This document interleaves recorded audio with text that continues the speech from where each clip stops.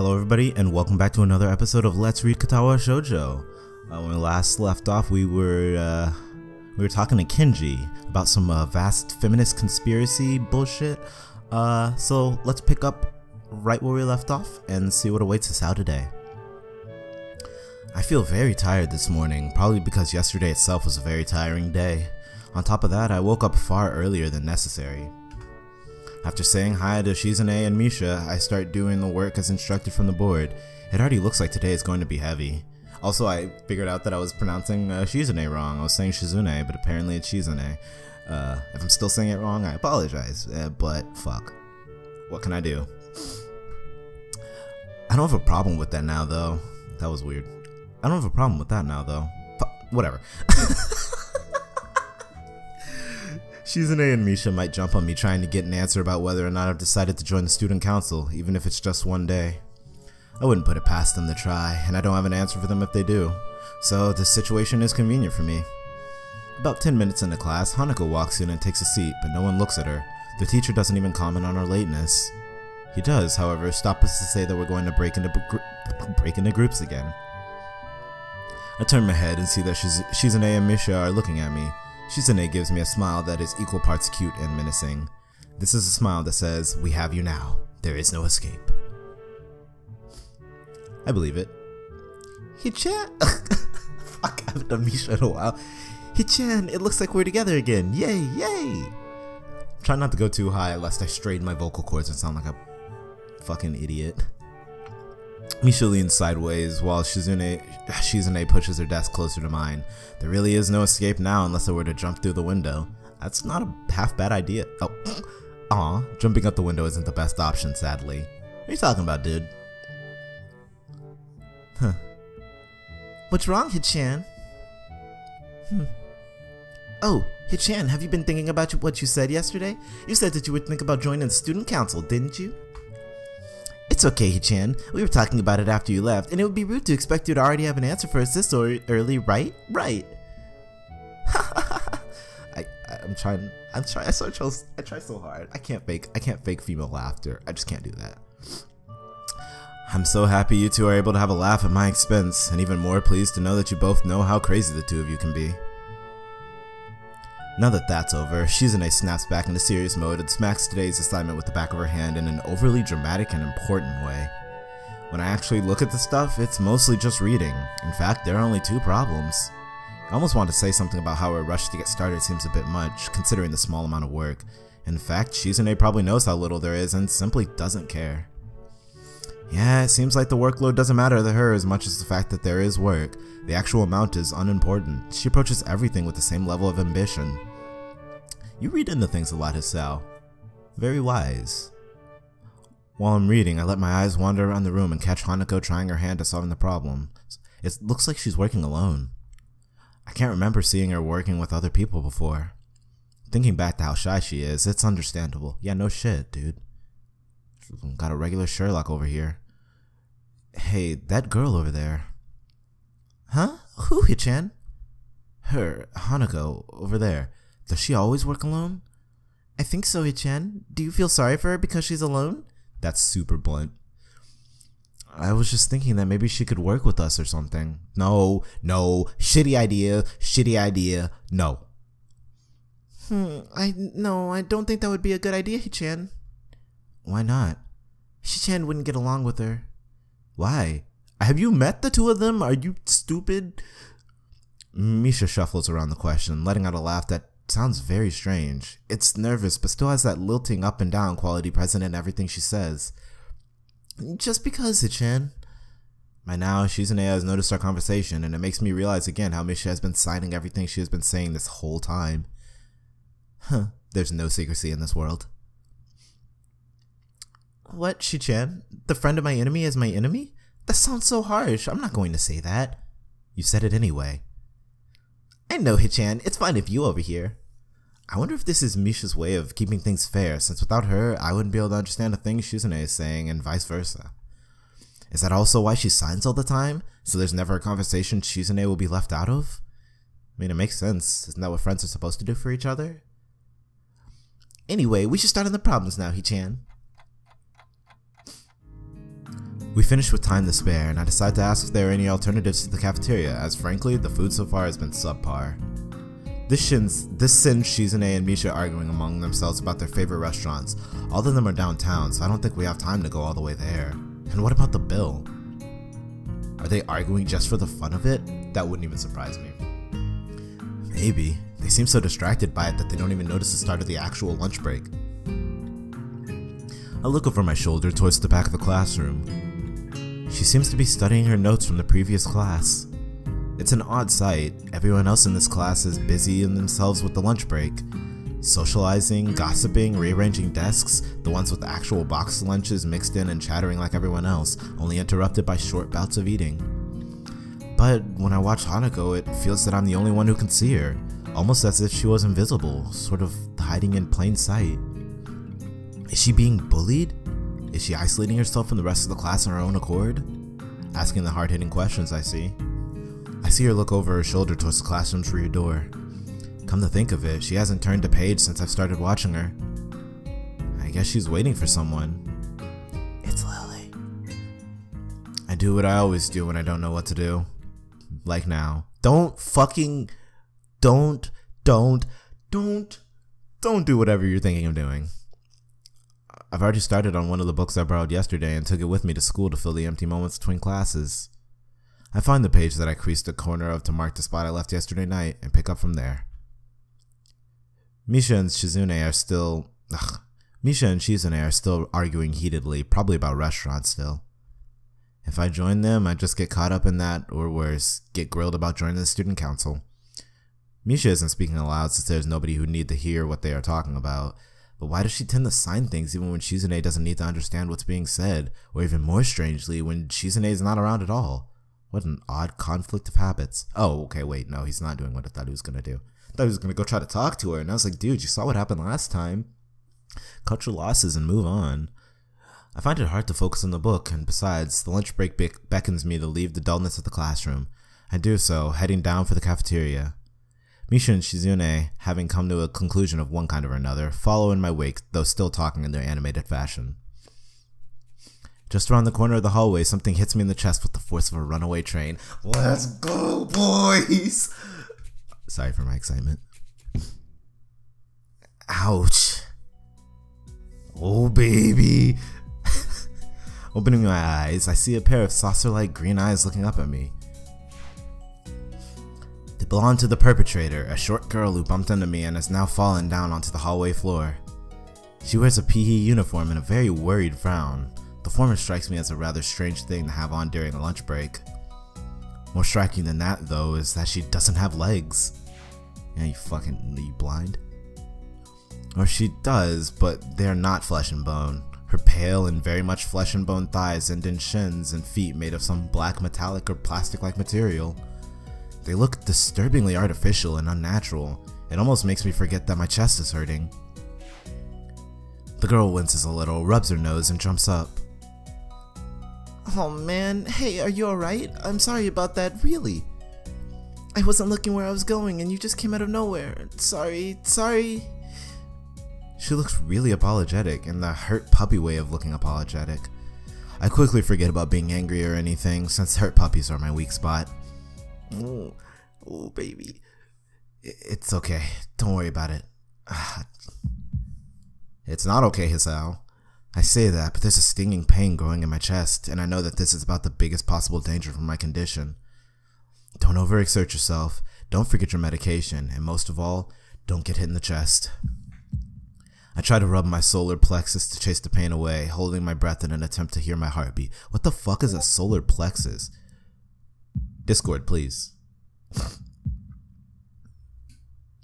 It seems normal.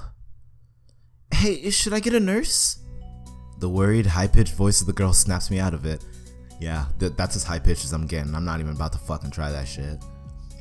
I stare at her for a few seconds dumbfounded until I realized that I probably looked worse off than I really was, doubled over myself and looking all tense. Damn, I'm overly worried about my heart. No, I think your amount of worry is pretty much correct for someone with a goddamn heart condition.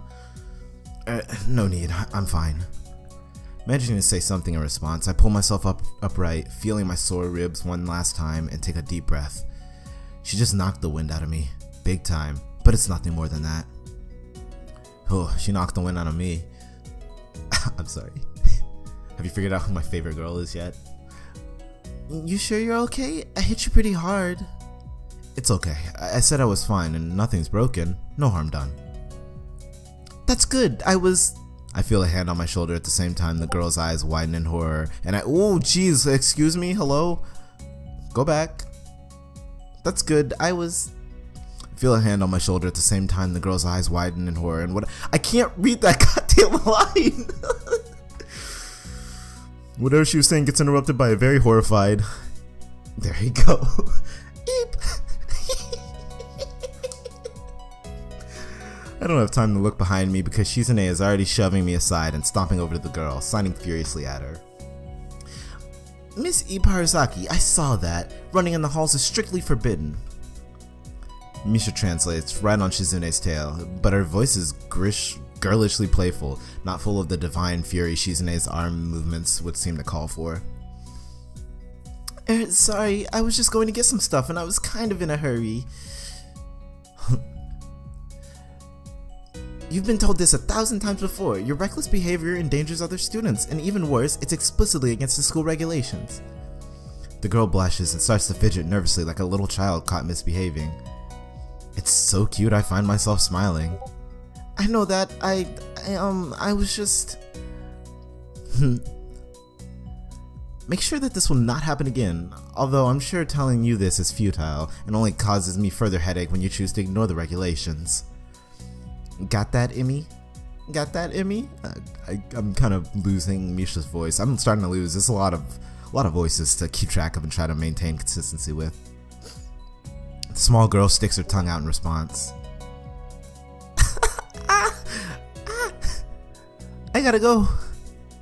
Teacher will have my head. I promised to help with printouts, but I went running instead. Sorry, but I've got to change and everything.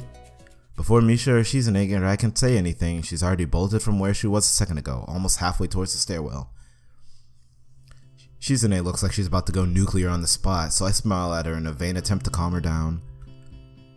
Are you okay, Chan? That Ibarasaki girl is always like that, causing trouble to others.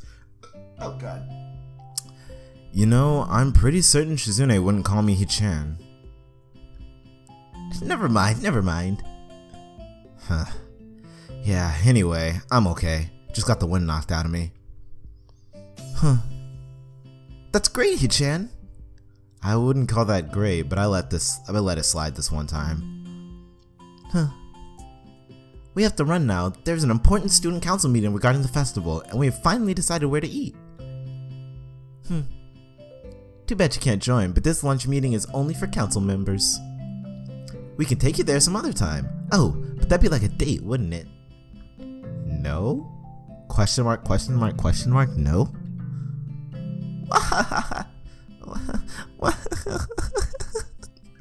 The girls leave for downstairs. I didn't manage to get far from the third floor hallway before all this commotion struck, literally. I should get going as well. The lunch and the afternoon class pass uneventfully. I read most of the book I had started yesterday and eat some of the mostly inedible offerings at the cafeteria. The class is tiresome. The teacher seems like an okay person despite the weird first impression I got, and the material is relatively interesting. However, the way he teaches is really bizarre. It's as if he expects that everyone is a natural genius. Is he talking about Muto or is he talking about a different class? No, because Muto is homeroom and science. God damn, this music's loud. When the final bell sounds, I realize it's still a lot of time left in the day, and I'm left wondering what to do.